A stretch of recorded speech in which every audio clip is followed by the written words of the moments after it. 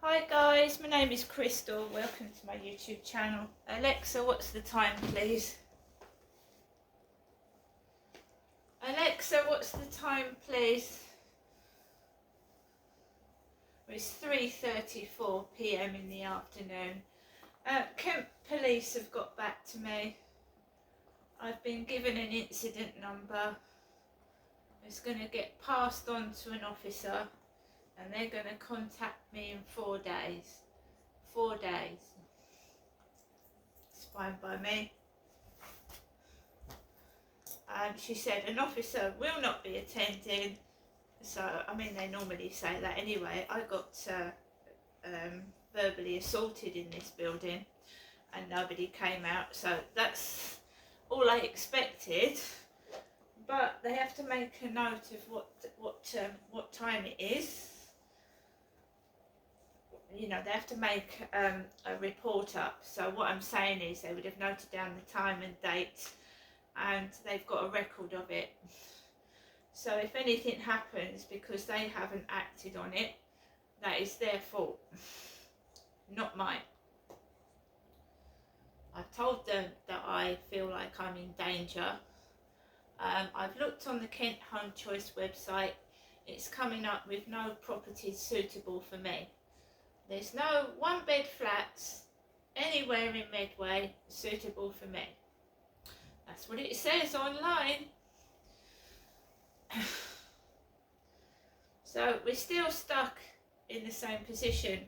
Now, what I want to go through with you now is something that happened to me a few years back when my father Derek was alive.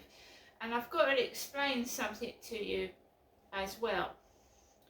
My father Derek had a heart attack in 2013. He was taken to the William Harvey Hospital in Ashford. My mum had rung me on my mobile. My son was staying with me at the time and he had gone to school. I had a message while I was asleep about 1-2 in the morning that my dad had been rushed from Medway Maritime Hospital to Ashford as an emergency because he suffered a almost fatal heart attack. So I visited my dad twice. I visited my father with my son and we went on the train, and then I visited a second time with my mum and we both went on the train from Chatham to Ashford. So now I'm going to explain something, right? I had complaints of I stayed at my son's flat. Right, this was after my dad had the heart attack. And I got allergic to something. And I came out in a rash right from the bottom of my toes to my head. It was on my face, on my neck. The rash had covered the whole of my body. And my son gave me allergy tablets and it didn't stop the itching. I was up all night. They was in my private places. I was covered in this rash that I looked up online and I thought it was hives. And I went home the next day and I started to have breathing difficulty, breathing problems. So I rang up the doctor's surgery. They made me an appointment for about 8 o'clock in the morning. This is my doctor's surgery in the Pentagon Centre, Chatham. It's called Maritime Health now. So basically, I went for about 8 o'clock appointment. So you have to wait in a queue. and then you go in, and obviously I saw the doctor, a young Asian man with glasses. And he said to me, "What do you think it is?" I said, "Well, at that time I did not own a dog." I didn't. My son had a dog, and I thought, well, could it be dog hair? You know, could it be dog hair I'm allergic to? I said, "It looks to me like an allergy." And he said, yeah, he said he thought it was an allergy, but he wanted to make sure. And he said, because you're having breathing difficulty, you need to go to the hospital right now. So I didn't have any transport. I didn't have any money for the bus. So I just had me, my coat, my stuff on, and my handbag, and I walked from the Pentagon Centre up the Gillingham lines to Medway Maritime Hospital, where you go to like the emergency care.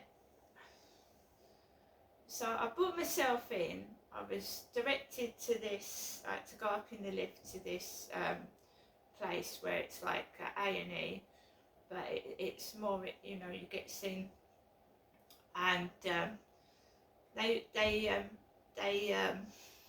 I waited ages.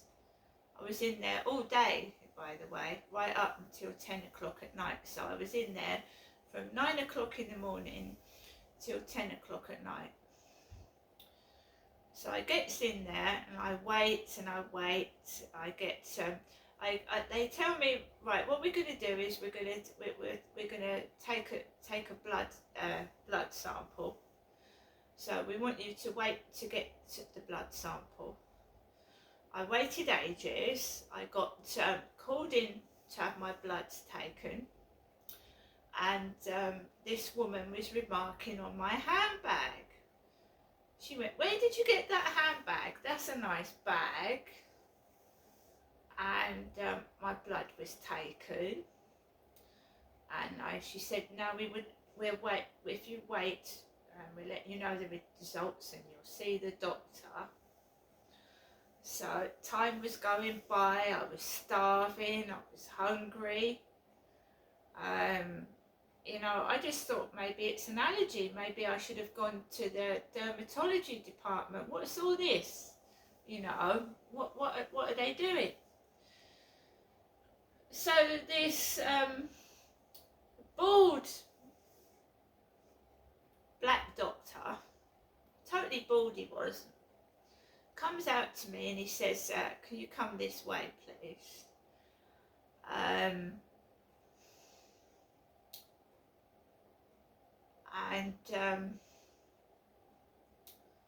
takes me into a room, asks me a load of questions, and he says, "I think you might have," he says, I want you to go for a scan, not an ultrasound scan, what are they, CT scan, and he said, "I want you to have a scan on your chest," because I said I had breathing problems, didn't I? "I want you to have a scan on your chest." So like I said, I was in this hospital all day, and I notified relatives of what was going on, but I was on my own, so there was no witnesses. So I was taken down to the scanner room, and they inject stuff in you, don't they? They said it might feel like you're going to want to have a pee, but don't worry about that, that's not unusual. So it was a scan with contrast. I laid down in the scanner machine, and of course the machine goes, "Take in a deep breath, breathe out," and all that kind of thing. So I was told to wait upstairs for the results, and I was just sat. This old lady was in the same place as me. She was older than me, about 75, 80, and she was having the same things done. It's getting on quite late by now. It was about 9 at night. So they got the results to me. The bald coloured doctor came out, called me in. He said, I think you've got a blood clot on your lung. I went, what? I thought, that's serious, isn't it? Blood clot on my lung. And I thought, if I had a blood clot on my lung, surely I would have collapsed or something. This really does feel like an allergy to me. It doesn't feel like a blood clot on the lung, because when you get an allergy, it can affect your breathing, as we all know, don't we? You know that sometimes when you're allergic to something, sometimes it can cause breathing difficulty. So I thought, this ain't a blood clot on the lung. I know my body, and you know, I'm not feeling it here. I'm feeling it here where I'm breathing, and I've got this rash all over my body. Surely it's an allergy to something. Maybe washing powder. I had my son used some washing powder I was allergic to. Anyway, he says to me, so if it was a blood clot on my lung, would you send a patient home to walk in the dark at 10 o'clock at night? Would you say, right, you can go home now and come back in the morning? Because that's what happened to me. But before that happened, a black female nurse of about 20, she said, oh, the doctor says you've got a blood clot on the lung, right? And she said, well, come into this room with me. Now, why I let this woman stick a needle in my belly, I don't know. She said, she gave me a box of needles with some medication in it, and she said, right, I'm gonna do the first one for you, and then you've got to go home and over a period of time inject yourself with this. I thought, this, I've never had anything like this in my life before. I've never injected myself with needles. I was scared to fucking death. And she lifted up my top and she injected in my belly a needle full of medication. I was then told I was dizzy, I was disorientated, and I was discharged about 10 o'clock at night in the pitch black. And I had to walk home from the Medway Maritime Hospital to Lansdowne Court with all the junkies, all the, you know, what comes out at night in the dark. I had to walk home. And while I was sat waiting for a lift outside Lansdowne Court, this guy approached me and he went, how much do you charge? How much do you charge? I said, pardon? I said, pardon, I'm just waiting for someone to pick me up. I've just come out of the hospital. He said, oh, I'm sorry, I thought you was a prostitute. I'd been injected with, at that time, an unknown substance. I don't know what it was. When I visited my parents the following day, I explained to my dad what had happened, and he said, Ness, he said, I don't know what's going on. He said, but when I was in the William Harvey Hospital, they did that to me. The same medication was given to my father, and they injected him in the belly.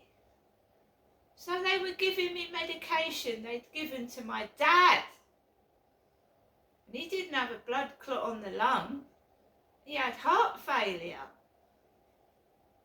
My son said to me, my son didn't like it. He said, be careful, they might have poisoned you. That's what he said.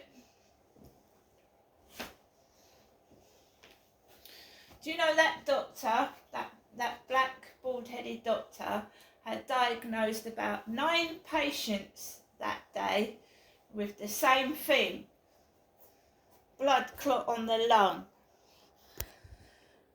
Right. When I went back to that hospital a few days later,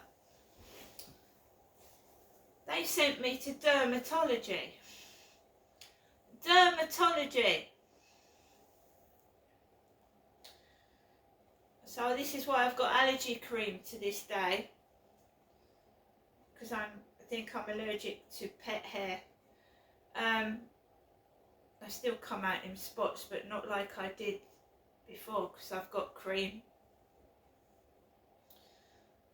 So I went back, they sent me to dermatology, and I was given allergy treatment, and it all went away.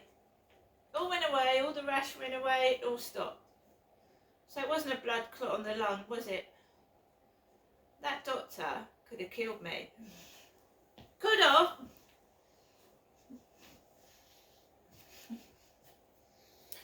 So it was an allergy. Right, now we're going to go back to what this police officer said.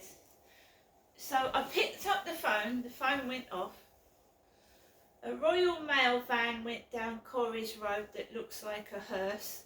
A hearse. And I picked up the phone, young lady answered, "Are you Crystal?" "Yes, I am." Can you go through what actually happened?" she said. "And you look out the window and watch what's going on outside while you're talking to the police officer on the phone." And a woman like her next door, the woman next door with long brown hair, was stood opposite me over there, looking directly at me as I was on the phone to this police officer. Because other people, when you're on the phone, do you tend to walk up and down? And you know, you've got the phone, so you're walking up and down, looking out the window, looking there and doing that with the phone, wandering around with it, because I do. So we had a Royal Mail hearse van go down the road. It's all, I've written up some of what's happened today, but not all of it. And a woman like her next door with long brown hair was staring at me opposite. And she took it all down and she said, "Crystal, does this often happen to you? Do you often get vans driving at you on the pavement?" I said, "Yes." She said, "Do you think it's done on purpose?" I said, "Yes, I do." I said, "It happens a lot when I'm outside. It's usually a white transit van, but this one was a Citroen." So she said, she took it all down and she said, "No one's coming out to you today." I said, "That's fair enough." And she said, "It's going to get passed to a police officer and they should contact you within 4 days." And I said, "That's fair enough. At least the police responded. That's something." I've gone out this afternoon, apart from a white transit van parked in the right place, nothing much happened. So for the rest of the evening, I'm going to write up my diary. I usually play a couple of games on my phone, trying to heat up my flat, and that's it really. Times are difficult, times are tough.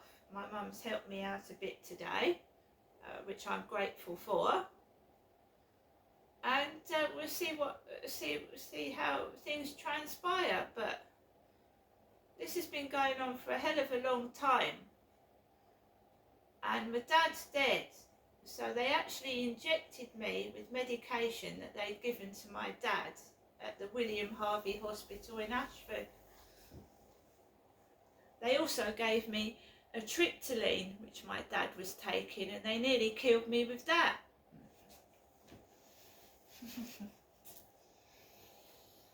My dad's dead. They don't seem to understand that. See you later.